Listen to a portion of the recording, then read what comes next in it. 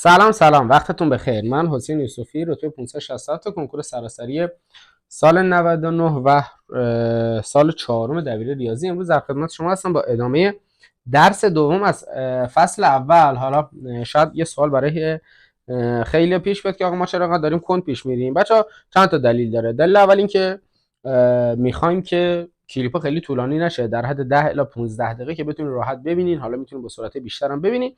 و مورد دومی که همه چی با جزئیات گفته بشه. خب بالاخره الان ما این کلیپ ها رو داریم تو ایام عید بارگذاری میکنیم، میخوایم که خیلی عالی‌تر و دقیق‌تر ازش استفاده کنیم و انشالله بتونیم یه نتیجه خیلی عالی رو بگیریم و قشنگ پایه هشتم رو روی دور بیافتیم. خب بچه‌ها امروز با آخرین قسمت از درس دوم در خدمت شما هستیم. یه چیزی هست به نام محدوده. بچه‌ها محدوده اعداد فوق‌العاده مطالب مهمی داره. یعنی این یه طوری میتونم بهتون بگم که از الان قرار استفاده بشه تا دوره حالا دبیرستان و حتی دانشگاه. بچه‌ها نگاه کنین، ما توی ریاضیات محدوده اعداد رو به چند صورت میتونیم نشون بدیم. خب اینجا رو خوب گوش بدین. حالت اولی که ما میتونیم استفاده کنیم و نشون بدیم این هستش. میگیم چی؟ میگیم آقا اعداد به طور مثال، حالا بچه ما مثال میگم، اعداد بزرگتر از دو رو من چطوری نشون میدم؟ اعدادی که بزرگتر از دو باشن. خب ما بچه گفتیم از این به بعد دیگه جبری قرار کار کنیم. گفتیم آقا از این به بعد هر جا کلمه اعداد رو دیدین x ببینین، x بگیرین دیگه. پس میشه x هایی که بزرگتر از دو هستن. این تا اینجا خیلی راحت و آسون و قبلا هم داشتیم. بریم سراغ حالت بعدی. بچه من یه مقدار یه طوری میگم که حالا از کوچیک به بزرگ میگم. مثلا اعداد بین 1 و 2. خب این چطوری نشون میدم؟ خب اینم خیلی کار نداره دیگه. پس میشه x هایی که، خب وقتی میگیم بین 1 و 2 یعنی این اعدادمون باید از 1 بزرگتر باشن. پس x از 1 بزرگتر و از 2 کوچیکتر هستش. به همین راحتی. خب میریم سراغ حالت سوم. بچه چیزی که امسال اضافه شده، این چیزی که کاملا جدیده و فوق العاده کاربردیه و لازم هم هست بدون. میشه چی؟ میشه اعداد. خب این نگاه کنی به خوندن من، شیوه خوندن من خوب نگاه کنید. بزرگتر یا مساوی دو. خب آقا میگی یعنی چی؟ میگم نگاه کن بچه ها، وقتی بهتون میگه اعداد بزرگتر یا مساوی، خب شما دو تا حالت به فکرت میاد دیگه، توی ذهنت قرار میگه. x هایی که بزرگتر از دو هستن یا چی؟ مساوی. پس میگیم x هایی که مساوی دو هستن. خب آقا ریاضی میگه من نمیخوام اینقدر کار تو رو سخت کنم، من از این به بعد میام اینو این مدلی بهتون نشون میدم. یعنی این حالت رو بذار دور، من کاری به کارش ندارم. از این به بعد تو اینطوری بگو x های بزرگتر از دو. خب حالا اون مساوی رو چیکار کنم؟ فقط بچه علامت مساوی فقط کافی یه خط بذارین زیر این. پس میشه x های بزرگتر یا مساوی دو. به همین راحتی. حالت چهارم دیگه ترکیب همه اینا هستش. بگیم چی؟ میگیم اعداد، بچه این دیگه حالت کلی هم وجود داره دیگه، اعداد کوچکتر یا مساوی دو، تا اینجا درسته، و بزرگتر از یک. حالا دیگه میخوایم چیکار کنیم؟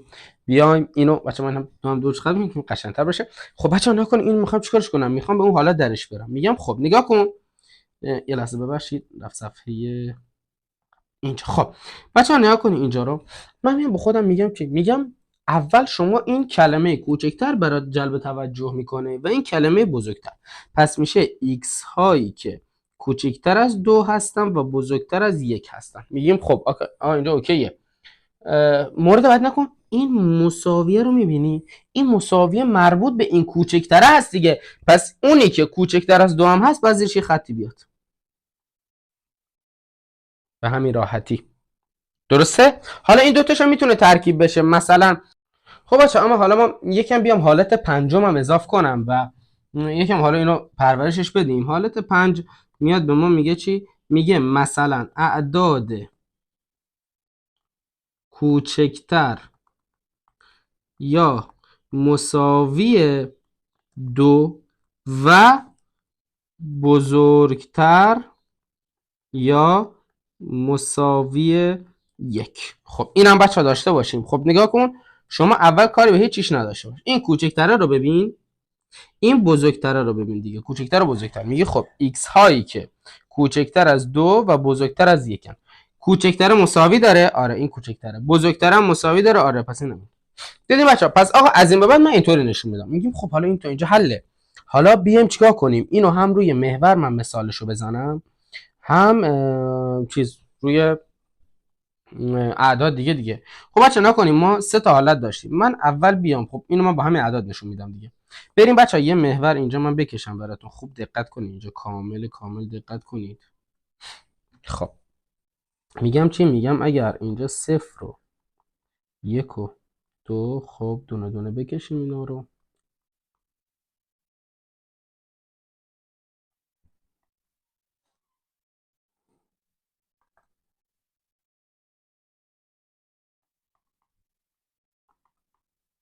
خب من بچه اومدم همشو کشیدم. حالا من 3 تا محدوده رو میگم دیگه، 3 تا محدوده رو بگیم و مثالشو بزنیم. مثلا میاد به ما میگه x هایی که بزرگتر از -2 هستن، درسته، و کوچکتر از 1 هستن. این یه حالت، درسته. حالت بعد چیه؟ x هایی که بزرگتر از 3 هستن، درسته. و حالت بعدی x هایی که 4 تا حالت بزنیم با مثال.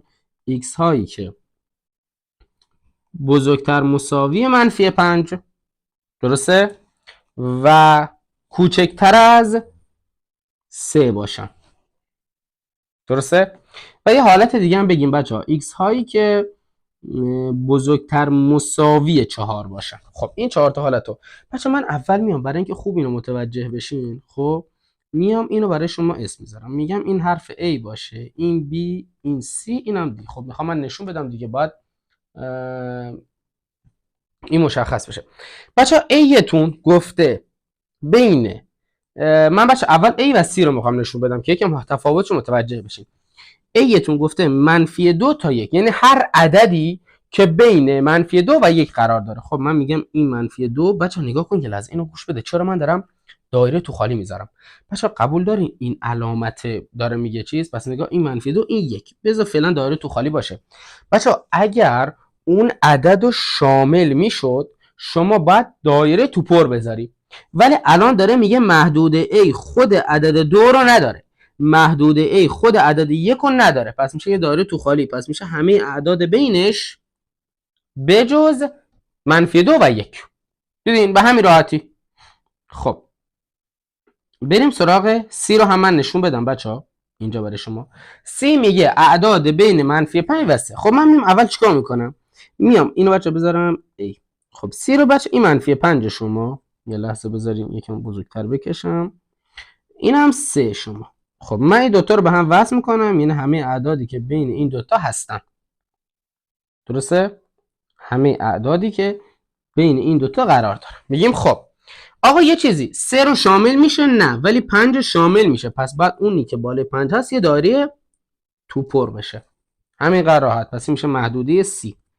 بذاریم بچه محدوده A رو من اینجا بکشم که تو هم نشه. خب بریم سراغ محدوده B. آقا میگه x که از 3 بزرگتره. میگیم خب این 3 تو پر یا تو خالی؟ میگم آقا شامل نمیشه، پس میگه از 3 بره تا بی‌نهایت، یعنی بزرگترش. و در نهایت آخرین مورد x های بزرگتر مساوی 4. میگم خب آقا تو 4 رو بگیر، گفته بزرگتر دیگه، پس میره به سمت راست. تو خالی یا تو پر؟ میگم خود 4 رو داره آقا جان، پس میشه داری تو پر. به همین راحتی. دیدیم بچا؟ و حالا در نهایت بریم بچا اینو من روی محور اعدادم بچا روی حالا محدوده مشخص کنیم. مثلا به من گفته چی؟ گفته آقا بیا اعدادو توی 5 تا محدوده من به تو میدم، برام مثال بزن. x های کوچکتر مساوی -1، x هایی که بین -1 و 0 هستن و خود 0 رو هم شامل میشه. بچه ببینید من یه جای خط رو به قول اوریب میکشم، یه جای صاف میکشم، یعنی دو تا حالتش مورد قبوله. یه دونه x هایی که 1 کوچکتر هستن، یکی x هایی که از 1 بزرگتر و از 2 کوچکتر یا مساوی 2 هستن، و یکی هم x هایی که از 2 بزرگترن. خب سوال به من گفته برای هر کدوم 2 تا مثال بزن. میگم آقا این که کاری نداره، تو میدونی x کوچکتر از منفی، خب خود منفی میشه دیگه. چرا؟ چون این زیرش چی داره؟ خط داره، پس خودش شامل میشه. یکم کوچکتر مثلا -2 کسری هم میتونیم بگیریم، هیچ مشکل نداره. x بین -1 و 0، اولی که خود 0 رو میتونم داشته باشم، پس اینجا میذارم. بعدی بین -1 و 0 یه عدد کسری کوچکتر از واحد منفی، پس مثلا -2/3 هم کوچکتر از واحد هم منفیه. تموم شد. x بزرگتر از 0 و کوچک مساوی 1، خب خود 1 رو شامل میشه، پس خود 1 رو میذارم.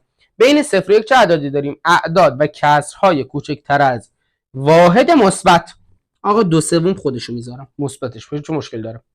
x بین 1 و 2، خب میگم آقا خود 2 رو شامل میشه. بین 1 و 2 کسرهای بزرگتر از واحد یا عدد مخلوطی که واحدش 1 باشه، میگم آقا عدد مخلوط رو بذار، اون باید کوچکتر از واحد باشه، مثلا 1/5. چه مشکل داره؟ قشنگ جوابت هم هست. و x بزرگتر از خود 2 رو شامل نمیشه، حواست باشه. 3 مثلا 4. دیدین بچه‌ها؟ به همین راحتی. اینم از درس دوم که همه نکات با دقت گفته شد. از درس سوم و چهارم هست که دیگه ما می‌خوایم ان شاءالله خیلی قوی‌تر و عالی‌تر شروع کنیم. امیدوارم که بهترین استفاده رو از این کلیپ کرده باشین و